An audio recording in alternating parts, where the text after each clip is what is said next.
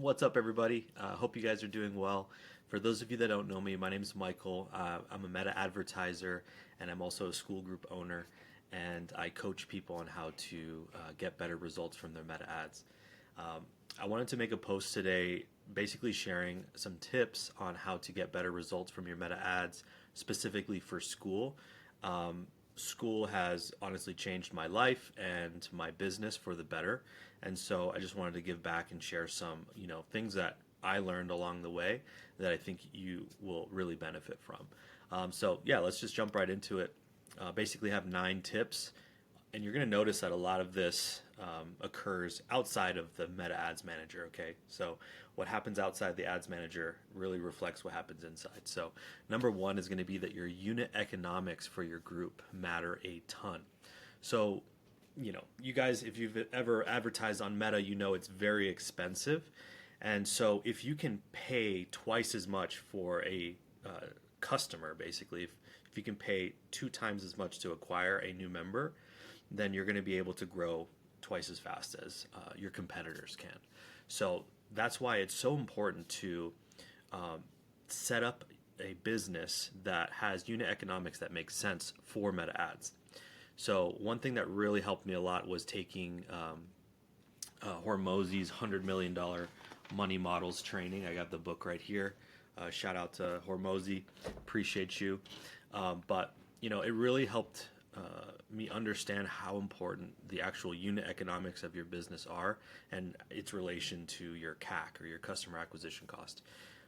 Basically, the goal is to generate as much gross profit within the first 30 days from each member in order to fund the acquisition of the second and the third customer. So if you can do that, then you start playing with the house's money. Essentially, it's like self-funding. You don't have to go into debt to acquire more members.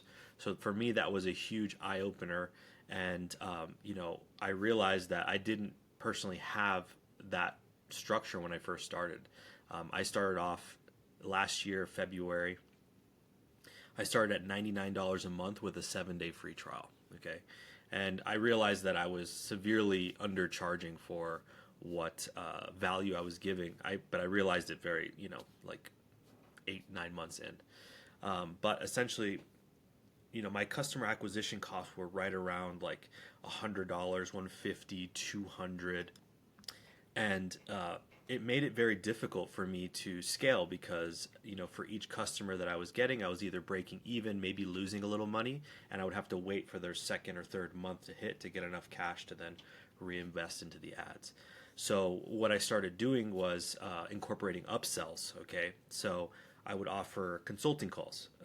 So I started offering a $150 consulting call in the auto DMs, and that gave me a nice little boost. So let's say it was costing me $100 to acquire a customer, and I was generating $100 from them in 7 days. Okay, now suddenly some people were taking the $150 console call, so I went from breaking even to now generating about $150 in profit per customer.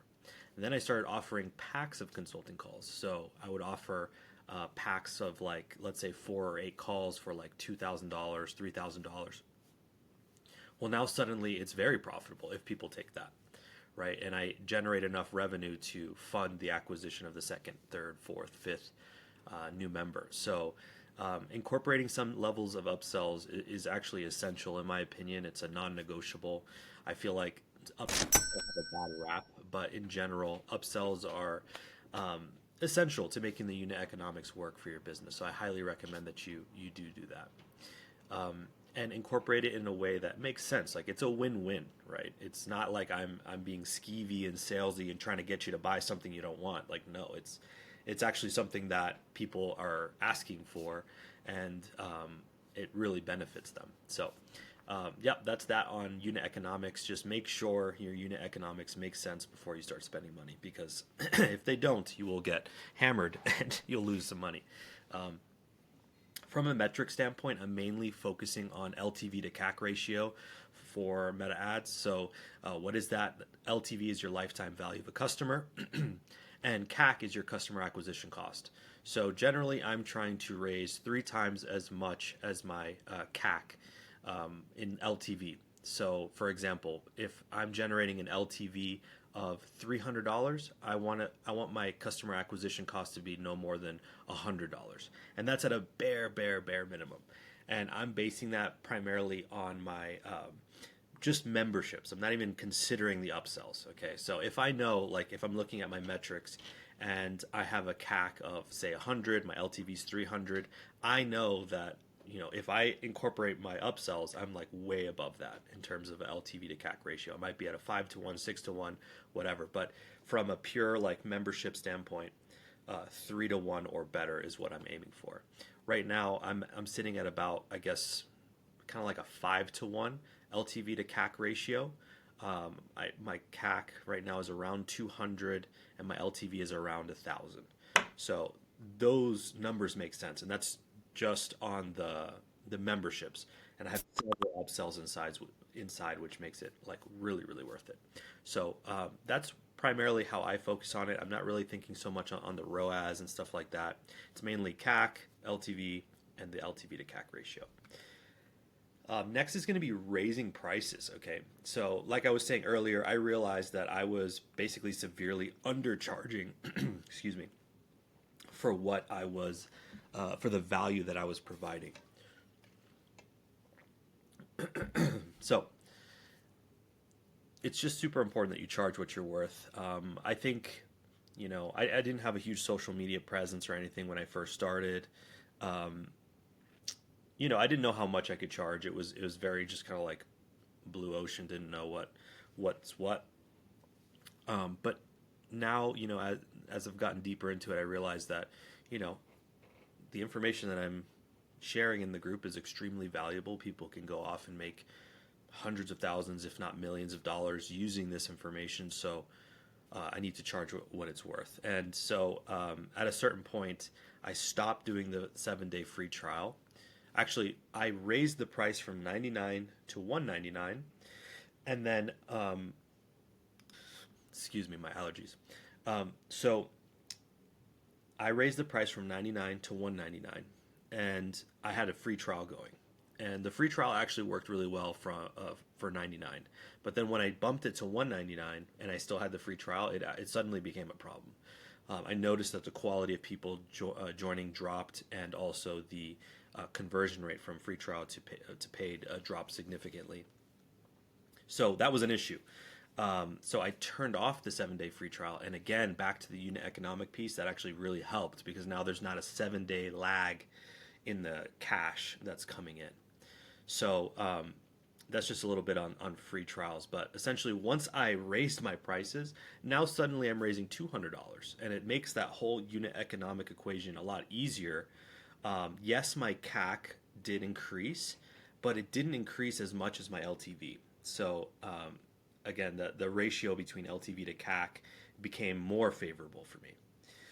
And then I really dialed in those upsells and like kind of formalized that process, and it like made it work, So it didn't matter how expensive Meta Ads was. Like I could eat it, and it was not an issue. So when the going got rough on Meta, let's say February, March, and everything is kind of crashing, I'm able to hold position while everybody else closes their ads.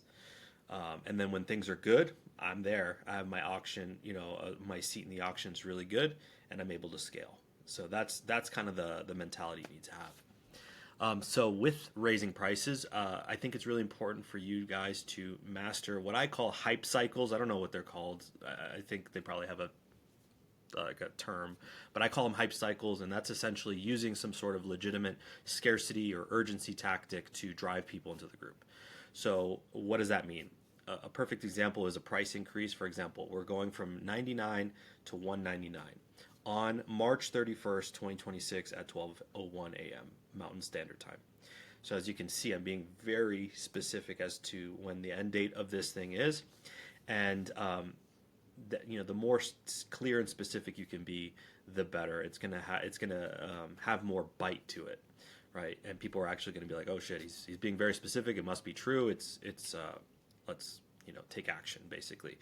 The grandfathering aspect of Skool communities is really powerful. So it's a good incentive. It's like a double-edged sword, or it's a double whammy, because the people in the group see that and they want to keep their low rate. Let's say they're at 99 now, it's 199. They want to keep 99, so they stay. And then people that aren't in the group, they want to join because they want to get the lower rate and not have to pay more. So super effective strategy. And the idea here is kind of like a crescendo. You're scaling your ads as you get closer and closer to that date, and you are actually specifically saying, maybe a week before, hey, this is your last chance, join while you can. And then you actually end the sale when you say, okay, there's some certain cases where you can say extend it for whatever reason due to high demand, whatever. But in general, you want to, like, if you say something, you do it. Because if you don't, then you start to lose your bite. You start to lose, like, people lose your credibility, or you lose your credibility, and it's just not as effective. And I just think in general, yes, advertising can be a little, morally questionable in certain regards, like you're using like psychology and stuff to get people to do certain things, but at the same time we're in this to make money, and these tactics work, and as long as you can sleep at night and you're doing things that are like ethical and legal, like, I think it's fine.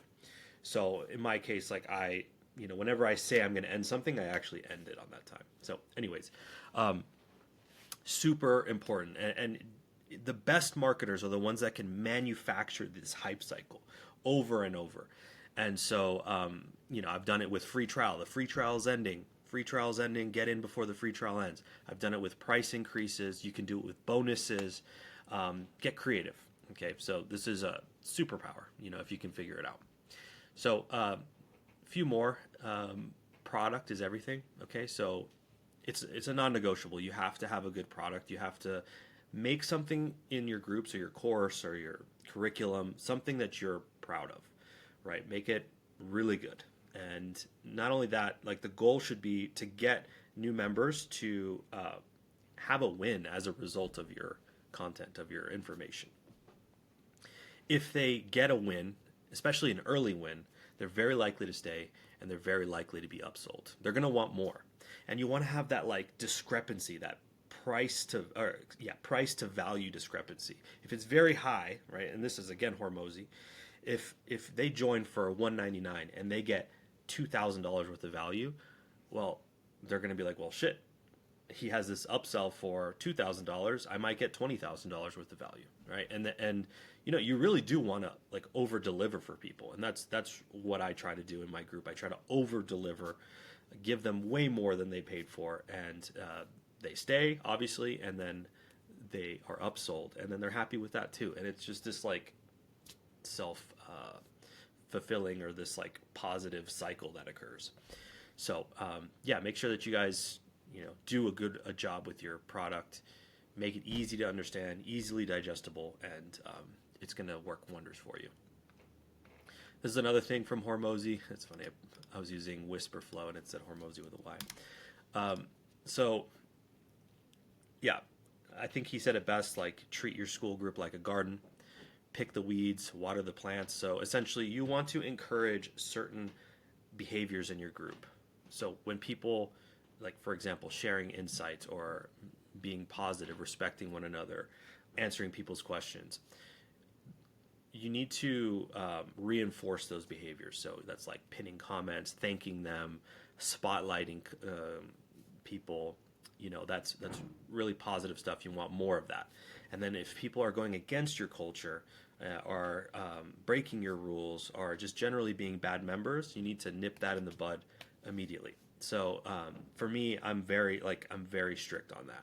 I've worked really hard to build a positive, professional, encouraging, supportive place.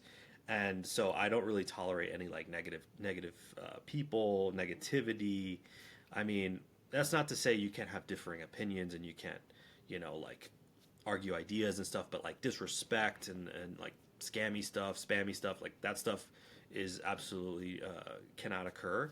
And I basically give people, like, one chance If it's really egregious, I give them no chances. I will just straight up ban you and refund you. But if you give them a chance and they act right after that, then that's perfect. But if they don't, then you just either politely ask them to leave or you ban them, kick them out. I think having a hardline stance on that is really important, and it's a game changer because you have this place where people feel safe. They want to come back to every day. And then you're one step closer to what I consider the holy grail of a Skool community, which is where members give each other value. And it doesn't solely rely on you and your team. For me, that is like the best. So yeah, the more that you can protect your culture, build up a culture, encourage people, I think the better. So now I know a lot of this has been not really about advertising, but it is if you think about it. Now let's talk about specifically advertising. Clarity is king. Okay, so when you're talking about your about page, your ads, if you have a VSL, like anything, everything that you put out there needs to be extremely clear. Okay, so what does that mean? Like, you don't want to use any like double meanings, puns, trying to be funny. Like, any of that is just really not effective. If you're making people take like a mental leap to understand what it is you're selling or what it is you do in your group, like they're not going to get it, and you lost them. So just in your about page and your ads, make it stupid simple, like as clear and simple as possible. I'd rather you be more simple and clear than super creative and out there, personally.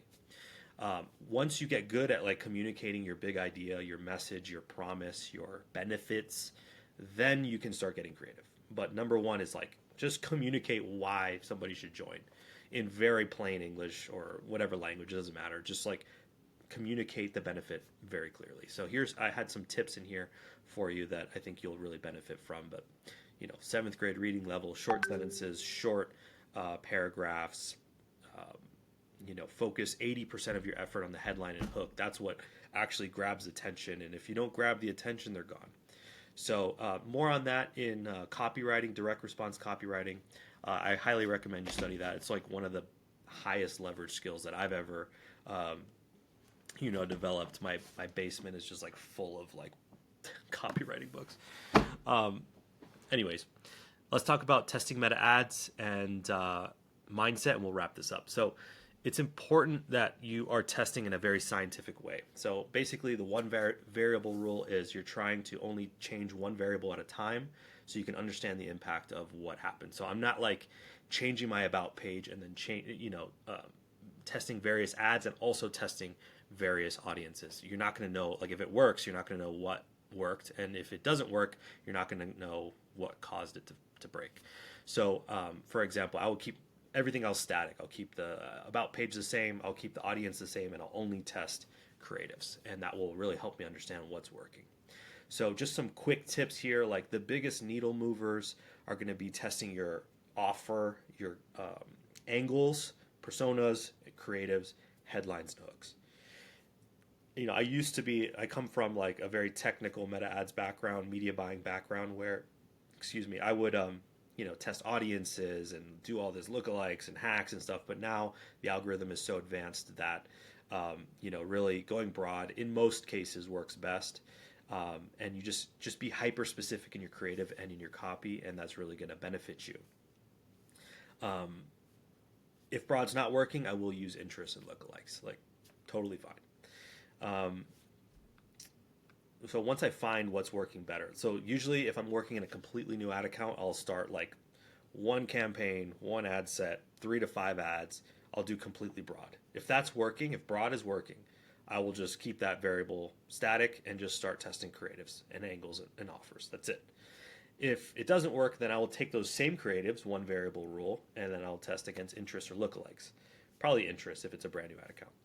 And then test and see what's giving me the better results, broader interests. And then I'll just go in whatever direction in terms of audience settings and keep that static for a while. Generally, I'm trying to make my way over to broad. It's the most scalable. It's generally it opens the aperture to the algorithm and gives you the best performance. But in general, that's how I'm doing it. So then once I figure out what audience settings are generally working, I just keep that the same, and then just boom, creatives, offers, angles. Um, yeah. So I logically group my ads by like persona or angle so I can know. Like the goal is to know what is the messaging, what is the angle, what is the type of person that is buying. And so I can spend more on that. So that's why I'm being very rigorous. Like I'll do generally I like to do an ABO testing campaign. Each new ad set is a test. Okay, I group the ads logically by, like I said, angle, offer, creative, format, um, persona, and then I'm giving it a reasonable budget. So let's say your group is $100. I might spend $100 a day, and I'm going to let it spend $300 to $500 at least. Let's say the target CPA is break even, so 100.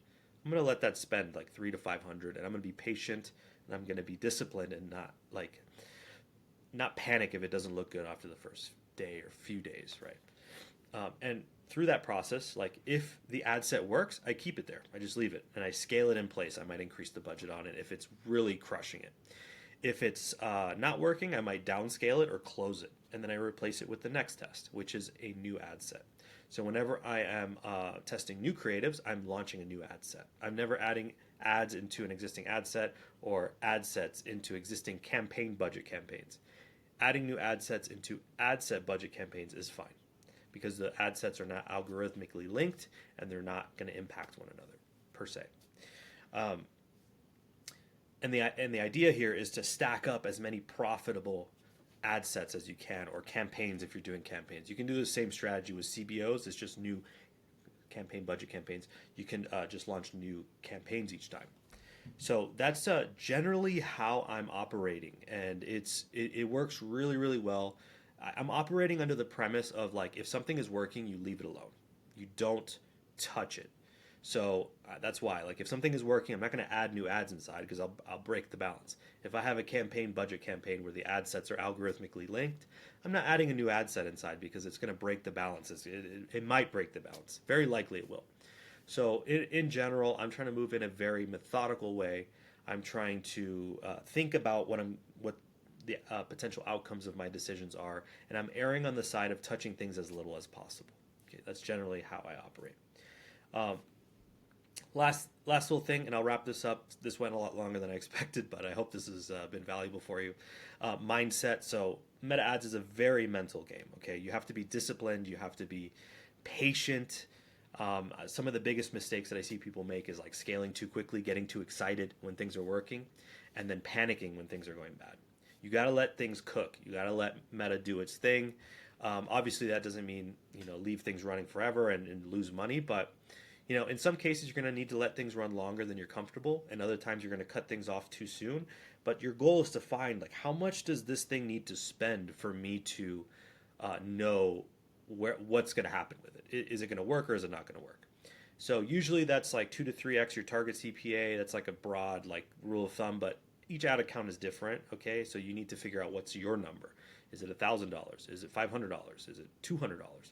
And you got to build that keen sense of like, okay, I know how much it needs to spend. I know what a winner looks and feels like. You benchmark against yourself, and after it spends enough to know, you say, okay, does this look and feel like a winner? If yes, you leave it alone, give it more time.